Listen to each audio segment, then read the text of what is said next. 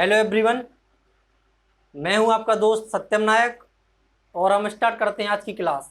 हम पढ़ रहे हैं कक्षा 8 की गणित और हम गणित में प्रश्नावली 1.1 पढ़ रहे हैं जिसके हमने तीसरे प्रश्न तक सारे क्वेश्चन सॉल्व कर लिए थे। हम पढ़ते हैं जो चौथा कुछ नंबर क्वेश्चन था उसको पढ़ते हैं। उसमें भी आपके 6 क्वेश्चन है। उसमें क्या लिखा है देखिए, निम्नलिखित के गुणात्मक प्रतिलोम ज्ञात कीजिए। सबसे पहले तो आपको ये सवाल सॉल्व करने से पहले आपको पता होना चाहिए कि गुणात्मक प्रतिलोम कैसे ज्ञात करते हैं। तो क्या होता है, जैसे कोई परिमेय संख्या लिखा है और उसका हमें क्या करना है, गुणात्मक प्रतिलोम निकालना है। ठीक है, जैसे 6/7 लिखा है। 6/7 कोई परिमेय संख्या दी है जिसमें अंश भी है हर भी है। ये आपका अंश हो गया, ये आपका हर हो गया। अगर इसका गुणात्मक आप प्रतिलोम निकालेंगे तो आपको क्या करना पड़ेगा, अंश को हर की जगह लिखना पड़ेगा और हर को अंश की जगह।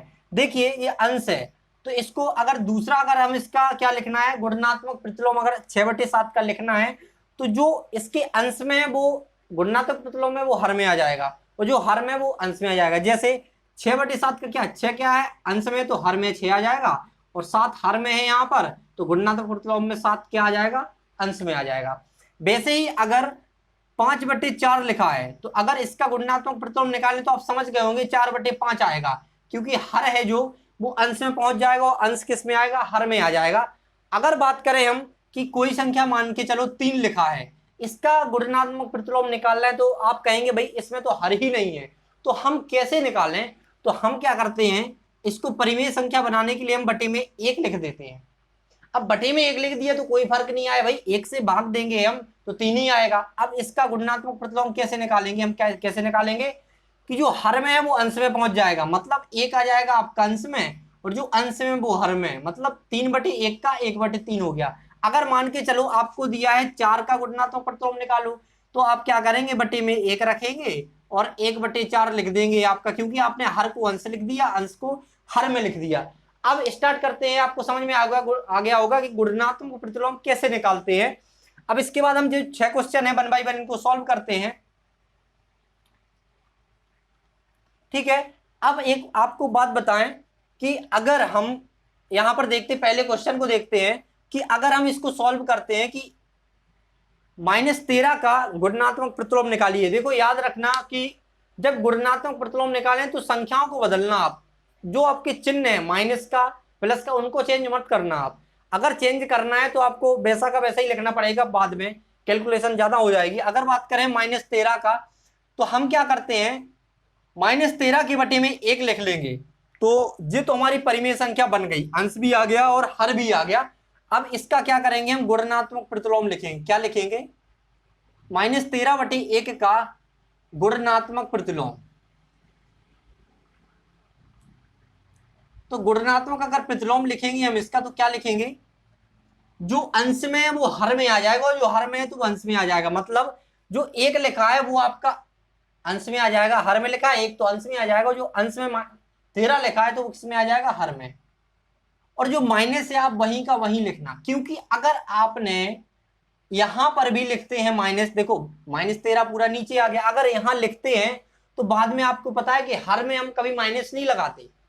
अगर हर का माइनस हो तो हम ऊपर भेज देते हैं, अंश में लगा देते हैं। तो हमने यहां पर क्या करेंगे, तो माइनस हर में है वो ऊपर पहुंच के 1/13 तो क्या हो गया, -1/13 आपका क्या हो जाएगा, इसका गुणात्मक प्रतिलोम। क्या, किसका, -13 का।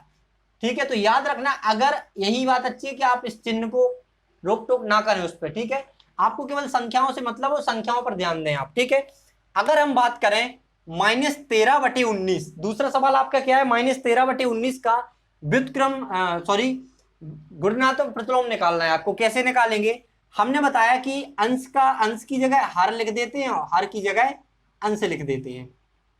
तो आपको -13/19 का गुणात्मक प्रतिलोम निकालने के लिए बोला जाए तो आप क्या करेंगे, 19/-13 कर देंगे, हर की जगह अंश, अंश की जगह हर। और आपको बताया हमने जब ये माइनस का चिन्ह हर में होता है तो अंश में पहुंच जाता है, इसलिए हम वैसा का वैसा ही लिखे रहते हैं। ठीक है, अगर यहां भी आ जाता तो ऊपर ही पहुंचाना था उसको। तो -13/19 का क्या आ जाएगा, -19/13 इसका गुणात्मक प्रतिलोम है। अगर बात करें हम नेक्स्ट सवाल की, मतलब तीसरे सवाल की, तो 1/5 का आपको क्या निकालना है, गुणात्मक प्रतिलोम। अब परिमेय संख्या है तो उसमें अंश भी है हर भी है 1/5 में, तो हम क्या करेंगे, लिखेंगे यहां पर 1/5 का गुणनात्मक प्रतिलोम, गुणनात्मक प्रतिलोम शॉर्ट में लिख देते हैं, ठीक है। तो अंश में क्या है आपका 1 है, हर में क्या है 5 है, तो अंश की जगह हर की संख्या लिखेंगे, गुणनात्मक प्रतिलोम में हर की जगह अंश की। देखिए 5 हर में है तो 5 हमने अंश में लिखा, और 1 हर में है तो 1 लिखा हमने, 1 हर अंश में है तो 1 हर में लिख लिया। मतलब 5 हर में था तो अंश में लिख लिया, और 1 हर में था तो यहाँ पर सॉरी 1 अंश में था तो हर में लिख लिया। मतलब 1/5 का 5/1 हो जाएगा। आपको पता है 1 का अगर नीचे हो तो कोई मतलब ही नहीं, तो केवल 5 ही आ जाएगा यहाँ पर। 1/5 अगर इससे भाग देंगे तो 5 ही बार तो जाएगा, तो आ गया आपका 5। तो इसका अभी हमने क्या किया, देखिए कौन कौन सा किया, -1/13 आ गया इसका -19/13 आ गया, और इसका 5 आ गया। अगर हम बात करें कि ये तो आप कहेंगे मल्टीप्लाई में, तो सबसे पहले हम इनका मल्टीप्लाई तोड़ते हैं, केवल एक परिमेय संख्या बनाते हैं इसको। देखिए जब कोई दो परिमेय संख्याओं का गुणा होता है तो अंश में अंश का होता है, हर में हर का होता है, ठीक है। तो -5 गुणा -3 करेंगे, और बटे में जो हर में कर देंगे, मतलब हर की संख्या क्या है 8 है और 7 है, तो यहाँ 8 और 7 का एक साथ मल्टीप्लाई कर दिया, गुणा कर दिया, ठीक है। तो यहाँ पर क्या आया आपका आंसर, देखो माइनस माइनस का गुणा होता है तो प्लस का हो जाता है, ठीक है। अगर -1 और -2 का गुणा करें तो आंसर 2 ही आएगा, माइनस माइनस गुणा में क्या होता है प्लस हो जाता है।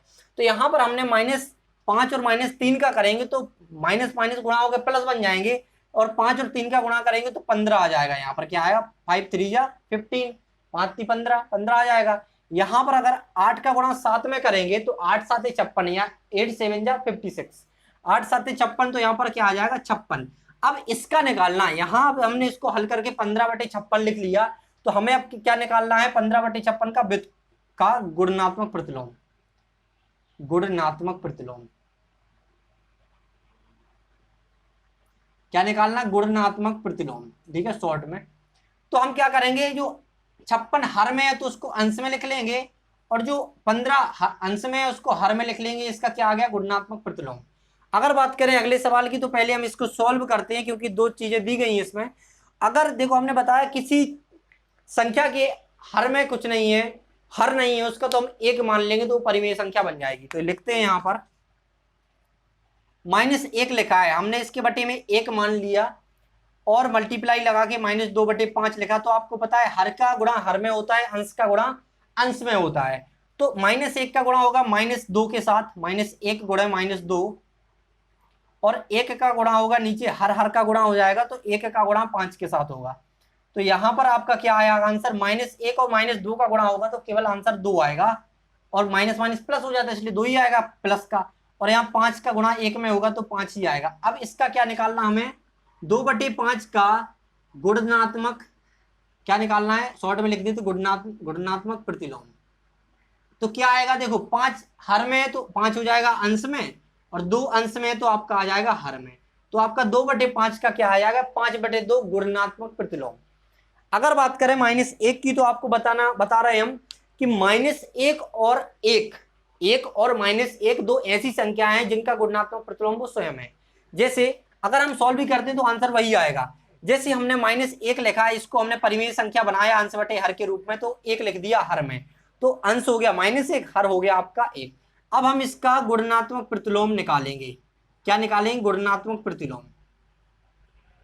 अगर हम इसका गुणनात्मक प्रतिलोम निकालेंगे तो क्या होगा आपका कि जो हर में है वो अंश में आ जाएगा, और जो अंश में है वो हर में आ जाएगा। -1 हर में आ गया, और आपको पता है अगर हर में माइनस लगाओ तो वो ऊपर पहुंच जाता है अंश में, तो माइनस यहाँ का हट के यहाँ आ जाएगा, तो -1/1। अब 1 का भाग देंगे तो क्या देखो वही कंडीशन होगी, सेम टू सेम। इसको हमने ऐसे चेंज किया था तो इसको ऐसे लिख दो -1।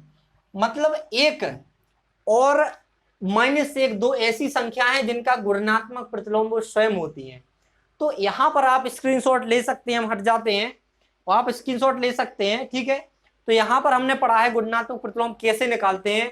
अब इसके चौथा जो हमारा क्वेश्चन था वो सॉल्व हो गया। अब मिलते हैं इसके बाद नेक्स्ट क्लास में एक अगले क्वेश्चन के साथ। आशा करते हैं कि आपको समझ में आया होगा। Thanks for watching.